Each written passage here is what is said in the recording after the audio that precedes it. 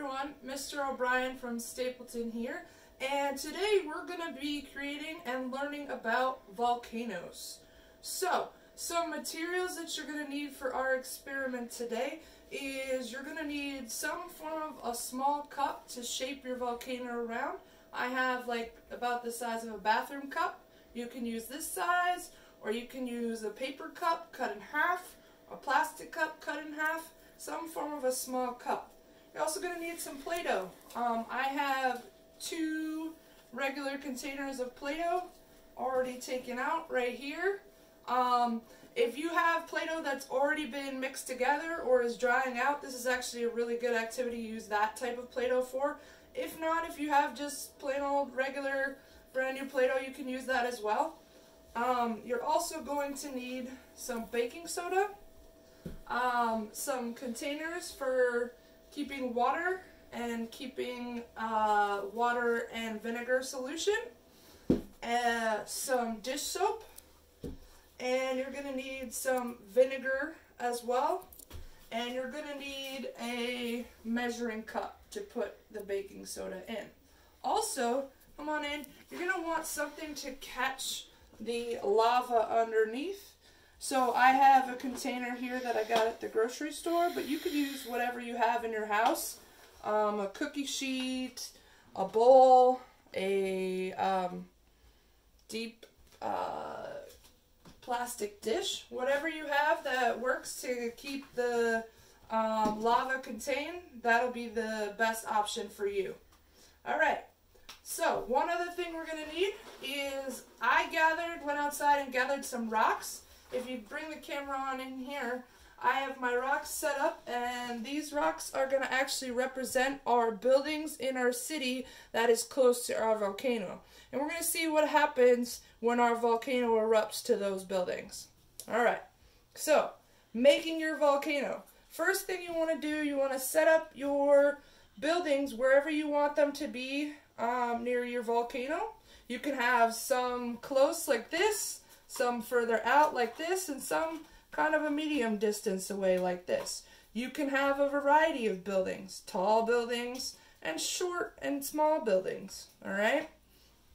Now, your volcano, actually making it. So we've got our cup and we've got our Play-Doh. What you want to do is you want to break off a little piece to be the base of your volcano, alright? So I'm going to kind of roll that a little bit and then pack it down. I'm actually going to set that down on my tray here, and I'm going to set my cup on top and kind of push it in a little bit so I make a nice little base for my volcano. Then what I can do is flatten out the rest of my Play-Doh here using my hands. If you have a rolling pin, that works fine too, but I find my hands work just as well. I'm going to flatten it out. And then what I'm going to do is kind of cut it in half here and use some of the pieces to start making the sides and the walls of my volcano. So I'm going to kind of measure up and see how that's working. And then at the top I can actually kind of cut that down a little bit to leave access to the top of the cup here. Alright. Then I can use the scraps, put them back together to make another part of my wall here for the volcano.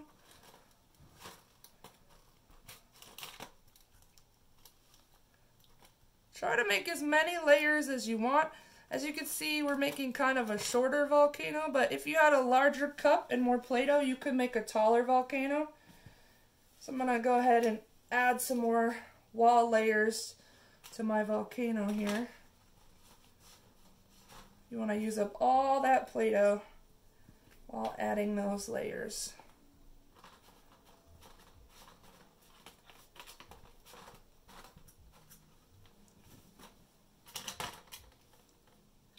Alright, couple more layers to go, and then our volcano is going to be all set.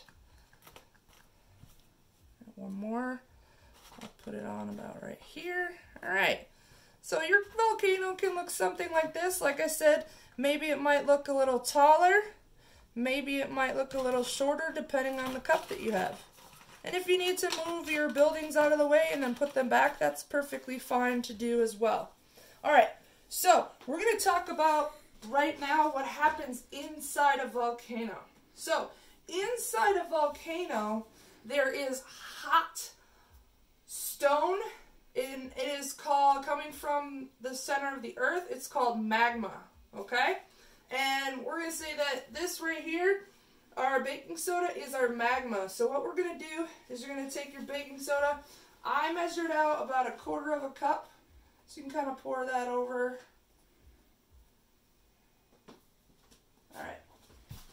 Now you're going to take and put that inside here. If some gets on the side of the volcano, it's okay. All right. You don't want it to overflow the top, so if you're getting to the top of your cup and you still got more, you can put that baking soda back in the container. All right, so right there, that is our magma, okay? And what happens in a volcano is the magma comes up through the column of the volcano, or the opening in the volcano, and it makes pressure. The rocks make pressure as they come up through the column. And what happens is as they get to the top, the pressure builds until the volcano erupts. Once the volcano erupts, that magma that was underneath actually becomes lava when it's on the outside. So when it's on the inside of the volcano, it's magma. When it's flowing outside of the volcano, it's lava. All right, so now we're going to make our volcano erupt. In order to do that, what you're going to need is you're going to take some of your dish soap, and I would do about 5 squirts. So 1, oop, getting a little stuck. So 1, 2, 3, 4, and one more is 5. All right, so you got your dish soap. So then you want to fill your cup up with about 1/4 cup of water. So this line right here. If you don't have this type of measuring cups, you can use the measuring cup you use for the baking soda for the water. Okay, so 1/4 cup of water. I'm going to add that. All right, now what you're going to do is you're going to add some food coloring. It's going to make it nice and red just like the lava. So I've got my food coloring. I'm going to add about 5 drops. 1, 2, 3, 4, 5. And then last, what you're going to do is you're going to add the vinegar. Now I'm going to fill the vinegar up to where it says 1 cup. But for those of you who may not have this measuring cup container, what you can do is if you have 1/4 cup of the water solution with the soap, you're going to want to add 3/4 of a cup of vinegar to equal 1 cup total of liquid. All right? So what I'm going to do is I'm going to pour that vinegar in till it reaches the cup.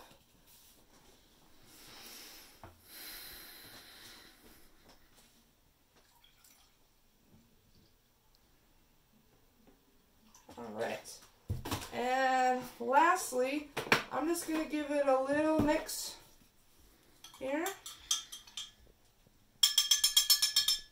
Alright, now, before we pour our solution into the baking soda, I want you to come up with a theory. What do you think is going to happen to your cities when the volcano erupts?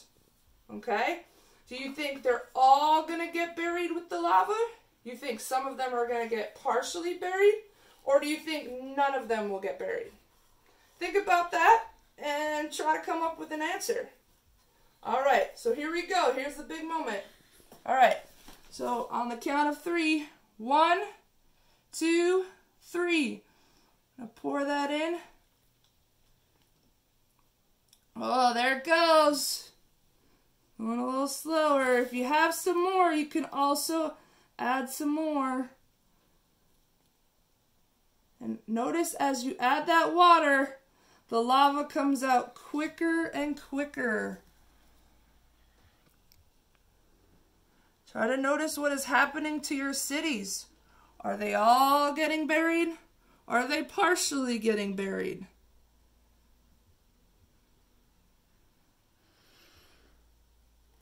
All right, I'm just about out of that solution there. And you can actually let this go for a little bit and see how long your volcano is going to erupt for. Got it. It's still doing a little bit, but it's starting to slow down now. And this is what actually happens with a real volcano as well. It'll erupt for a while, and then eventually the flow will stop and it will slow down. And the lava that came out of the volcano, once it hardens up, it is hardened into molten rock. And it'll look black, like ash. And it'll be hard. And it'll look like molten rock. Alright, so it looks like most of our volcanic eruption has stopped here. And let's come on in and see how our cities are doing. So if you can see, most of the cities, in fact all of the cities, have some form of lava that flowed over into the city. Some of the cities, the smaller cities, the closer cities, were actually fully covered by the lava. The cities or buildings that were far away were partially covered by the lava. And some on the top are still dry. So I want you to maybe think about why that happened. Okay? Think about why that happened, and maybe you can come up with a theory as to why some of the buildings were fully covered and cities were fully covered and some of them were not. Alright, so I hope you enjoyed this simple experiment, and I'd love to hear some of your theories and comments on this. Alright, I'll see you all soon. Bye-bye now.